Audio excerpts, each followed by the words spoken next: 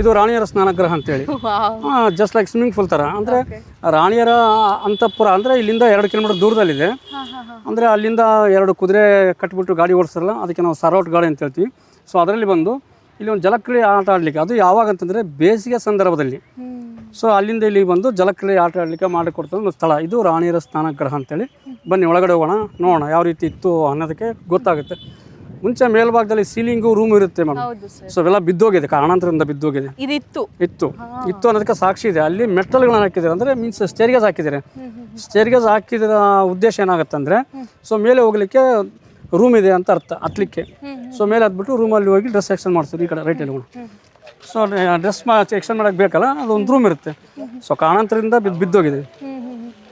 So ಇದರಲ್ಲಿ ಇದು ಕಂದಕ ಅಂತ ಹೇಳ್ತೀವಿ. ಸೊ ಇದರಲ್ಲಿ ನೀರು ಬಂದು ಸ್ಟಾಕ್ ಆಗಲಿಕ್ಕೆ ಒಂದು ಸ್ಥಳ ಇದು. ನಾವು ಆಡೋ ಭಾಷೆಯಲ್ಲಿ ಕಂದಕ ಅಂತ ಹೇಳ್ತೀವಿ. ಸೊ ಇದರಲ್ಲಿ ನೀರು ಸ್ಟಾಕ್ ಆಗಿ ಗಲೀಜಾದ ನೀರು ಮತ್ತು ಹೊಂಡಾದ ನೀರು ಸೊ ಕೆಳಭಾಗದಲ್ಲಿ ಕೂರ್ತಾ ಇತ್ತು.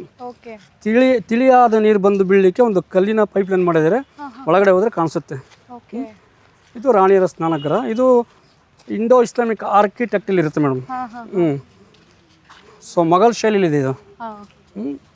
ನಮಗಿದು ಪ್ರಮುಖ ಸಾಕ್ಷಿ ಆಗುತ್ತೆ. ಮೆಟ್ಟಿಲುಗಳನ್ನು ಇದು ಹಾಕಿದ್ರು ನೋಡಿ, ಸ್ಟೇರ್ಗೇಜ್ ಇದೆ. ಸೊ ಸ್ಟೇರ್ಗೇಜ್ ಸುಮ್ಮನೆ ಯಾರೂ ಹಾಕಲ್ಲ. ಸೊ ಮೇಲೆ ಒಂದು ಸೀಲಿಂಗ್ ಮೇಲೆ ಇರ್ತಕ್ಕಂಥ ಒಂದು ರೂಮ್ ಇರುತ್ತೆ. ಇದು ಡುಪ್ಲೆಕ್ಸ್. ನಮ್ಮ ಒಳಭಾಗದಿಂದ ಮೆಟ್ಟಿಲುಗಳನ್ನ ಹತ್ತಲಿಕ್ಕೆ ಇಳಿಲಿಕ್ಕೆ ಮಾಡ್ಕೊಳ್ತಲ್ಲ, ಆ ಒಂದು ಸ್ಟೈಲಲ್ಲಿ ಮಾಡ್ಕೊಂಡಿರ್ತಾರೆ. ಸೊ ಇದು ನೀರು ದೀಪ ಇಡೋದಕ್ಕೆಲ್ಲ ವೆಂಟಿಲೇಷನ್ ಮೇಡಮ್. ಇಲ್ಲ ದೀಪ ಇಡೋದಕ್ಕೆಲ್ಲ ವೆಂಟಿಲೇಷನ್.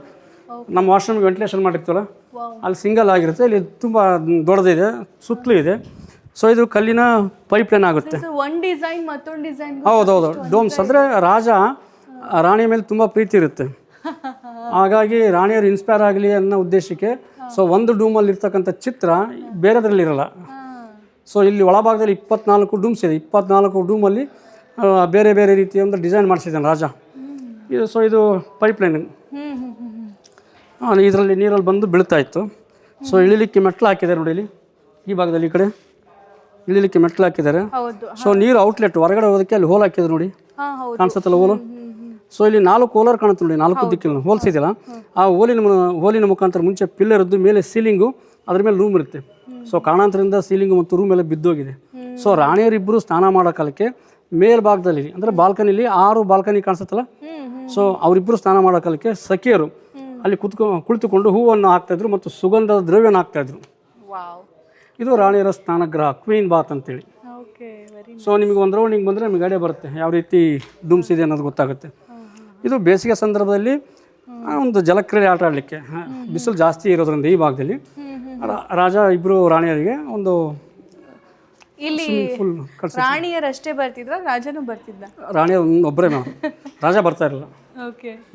ಕೆಲವೊಂದು ಕಡೆ ರಾಜನಿಗೆ ಪರ್ಮಿಷನ್ ಇರ್ತಾ ಇರಲಿಲ್ಲ. ಅಂತ ಜಾಗ ಇದು ಮುಂಚೆ ಎಲ್ಲ ಟೆಕ್ನಿಕ್ ಮಾಡ್ಕೊಂಡಿದ್ರು ಅವಲ್ಲ. ಸೊ ಇದೆಲ್ಲ ಹೊಸದಾಗಿ ಮಾಡಿದ್ದಾರೆ, ರಿನೋವೇಷನ್ ಮಾಡಿದ್ದಾರೆ ಡಿಪಾರ್ಟ್ಮೆಂಟ್. ಇದು ಸಿಮೆಂಟ್ ಎಲ್ಲ ಮೇಡಮ್, ಗಾರೆ ಇದು ಪೇಸ್ಟ್ ಮಾಡಿದ್ದಾರೆ. ಇದು ಮೊಘಲ್ ಆರ್ಕಿಟೆಕ್ಟ್.